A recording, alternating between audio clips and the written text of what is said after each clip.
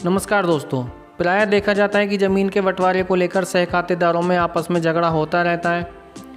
जब किसी ज़मीन या घाटे में दो या दो से अधिक व्यक्ति संयुक्त रूप से हिस्सेदार यानी कि मालिक हों तो उनमें आपसी बंटवारे को लेकर कभी कभी विवाद हो जाता है और आपसी सहमति पर किया गया बंटवारा कानूनी नहीं होता है, जिसमें कभी भी विवाद होने की समस्या बनी रहती है।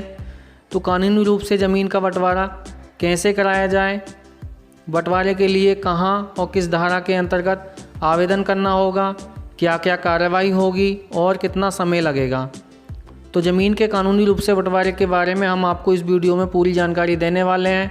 तो वीडियो को पूरा देखें और अगर आपने अभी तक हमारे चैनल को सब्सक्राइब नहीं किया है तो चैनल को सब्सक्राइब ज़रूर कर लें। दोस्तों, उत्तर प्रदेश में ज़मीन की समस्त कार्रवाइयों के लिए उत्तर प्रदेश राज्य संहिता 2006 लागू है, जो वर्ष 2016 में लागू की गई थी। उत्तर प्रदेश राज्य संहिता 2006 में दिए गई धाराओं और नियमों के अंतर्गत ज़मीन से संबंधित समस्त कार्रवाइयाँ की जाती हैं। ज़मीन के बंटवारे के लिए उत्तर प्रदेश राज्य संहिता 2006 में धारा 116 दी गई है। ज़मीन के कानूनी रूप से बंटवारे के लिए उत्तर प्रदेश राज्य संहिता 2006 की धारा 116 के अंतर्गत प्रत्येक आवेदन उपजिलाधिकारी न्यायालय में दिया जाएगा। ज़मीन के बंटवारे के आवेदन में कुआं, वृक्ष और अन्य अस्थियों सहित निम्नलिखित विवरण देने होंगे। नंबर 1, आवेदक का नाम, पिता का नाम व पता। नंबर 2, जोत में अन्य सहखातेदारों का नाम, पिता का नाम व पता। नंबर 3, आवेदक द्वारा दावा किया गया अंश यानी कि आवेदक का उसमें कितना हिस्सा है। नंबर 4, अन्य सहखातेदारों का अंश यानी अन्य लोगों का कितना हिस्सा है। जोत की खसरा संख्या यानी कि गाटा संख्या, क्षेत्रफल यानी कि रकबा और भू राजस्व यानी कि लगान सहित विस्तृत विवरण यानी कि ज़मीन का पूरा ब्यौरा आपको आवेदन में देना होगा। आवेदन पत्र के साथ खसरा, खतौनी प्रमाणित प्रतियां आपको लगानी होंगी, जिनके आधार पर बंटवारा किया जा सके। तो इस तरीके से अपना आवेदन आप उपजिलाधिकारी न्यायालय में यानी कि अपनी तहसील के एसडीएम कोर्ट में दे सकते हैं।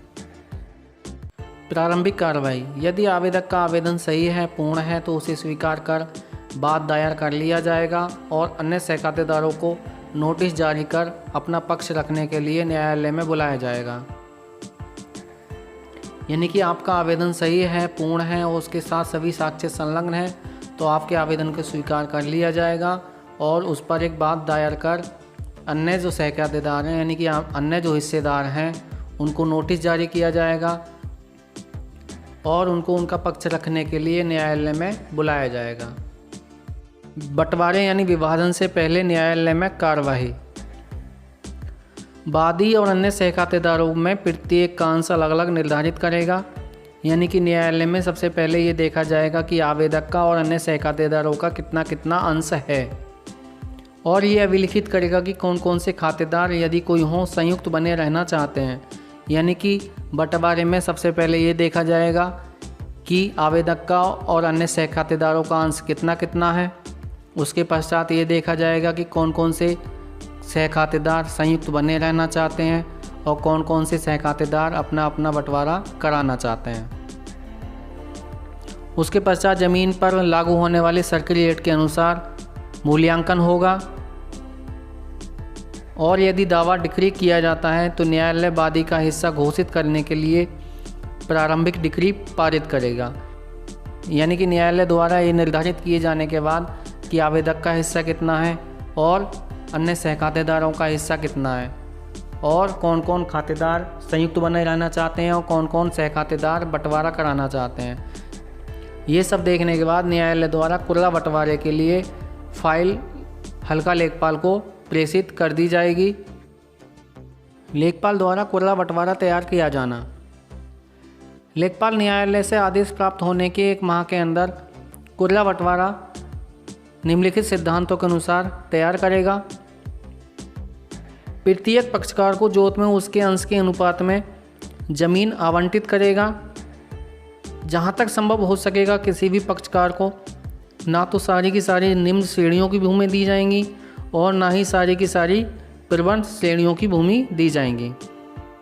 यानी कि लेखपाल कुर्ला बंटवारे का आदेश प्राप्त होने के पश्चात सभी सहखातेदारों का उनके अंश के अनुपात में भूमि आवंटित करेगा और भूमि आवंटित करते समय ये देखेगा कि किसी भी व्यक्ति को ना तो सारी की सारी निम्न श्रेणी की भूमि चली जाए और ना ही सारी की सारी उच्च श्रेणी की भूमि मिले। यानी कि सभी सहखातेदारों को लगभग समान मूल्य की भूमि आवंटित करने का प्रयास करेगा। जहाँ तक संभव हो सके वर्तमान खेतों को विभक्त नहीं किया जाएगा। यानी कि लेखपाल सबसे पहले ये देखेगा कि जहाँ तक संभव हो सकेगा जो पहले से उनके बंटवारे हुए होंगे, पहले से जो उनकी मेड़ें पड़ी हुई होंगी, उनको नहीं तोड़ने का प्रयास करेगा। ऐसे गाटे जो किसी खातेदार के कब्जे में अलग से हों यथासंभव उस खातेदार को आवंटित किए जाएंगे यदि वे उसके अंश से अधिक ना हों। यानी कि किसी सहखातेदार द्वारा कोई ज़मीन कब्जा की हुई है तो लेखपाल सबसे पहले ये देखेगा कि वह ज़मीन उसके अंश से अधिक तो नहीं है। अगर वह ज़मीन उसके अंश से अधिक नहीं है तो वह ज़मीन उसको देने का प्रयास करेगा।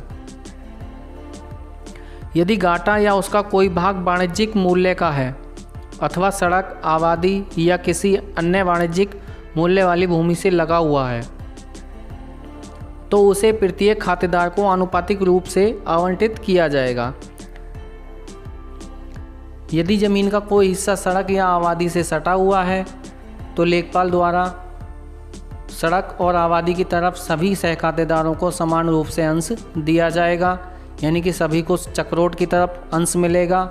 यदि खेत चक्रोट से सटा हुआ है या खेत सड़क से सटा हुआ है तो सभी को सड़क की तरफ समान अंश मिलेगा, और यदि खेत आबादी से सटा हुआ है तो सभी को समान अंश में आबादी की तरफ हिस्सा मिलेगा। यदि सहखातेदार आपसी सहमति अथवा पारस्परिक बंदोबस्त के आधार पर अलग अलग कब्जे में हैं तो कुर्ला यथासंभव तदनुसार नियत किया जाएगा। यानी कि सहखातेदार आपसी बंटवारा किए हुए हैं और वो सहमत हैं तो लेखपाल यथासंभव उसी बंटवारे के आधार पर कुर्ला बंटवारा तैयार करते हुए अपनी आख्या उपजिलाधिकारी न्यायालय में प्रेषित करेगा। तो दोस्तों लेखपाल द्वारा इस प्रकार से कुर्ला बंटवारा तैयार किया जाएगा और अपनी आख्या लगाते हुए कुर्ला बंटवारा फाइल उपजिलाधिकारी न्यायालय में प्रेषित कर दी जाएगी। कुर्ला बंटवारा दाखिल होने के बाद न्यायालय में कार्यवाही। जब लेखपाल द्वारा कुर्ला से संबंधित आख्या प्रेषित की जाएगी तो उस पर आपत्ति आमंत्रित की जाएंगी और उसके बाद उपजिलाधिकारी पक्षों को सुनवाई का अवसर प्रदान करने और लेखपाल द्वारा प्रेषित आख्या के विरुद्ध दाखिल आपत्ति यदि कोई हो पर विचार करने के बाद समुचित आदेश पारित करेंगे। यानी कि लेखपाल द्वारा जब कुर्ला से संबंधित फाइल उपजिलाधिकारी न्यायालय में दाखिल कर दी जाएगी उसके पश्चात उपजिलाधिकारी न्यायालय द्वारा सभी पक्षों को नोटिस जारी किया जाएगा और कुर्ला बंटवारा पर आपत्ति आमंत्रित की जाएंगी और सभी पक्षों को सुनवाई का अवसर प्रदान किया जाएगा। इसके बाद उपजिलाधिकारी महोदय कुर्ला बंटवारा की आख्या पर सभी पक्षों की आपत्ति पर यदि कोई हो तो विचार करते हुए समुचित आदेश पारित करेंगे। यदि आख्या और कुर्ला की पुष्टि उपजिलाधिकारी द्वारा कर दी जाती है तो अंतिम डिक्री बनाई जाएगी। अंतिम डिक्री में वादी के अंश को प्रतिवादी के अंश से सीमांकन द्वारा अलग कर दिया जाएगा। यानी कि आवेदक का अंश अन्य सहखातेदारों के अंश से अलग कर दिया जाएगा।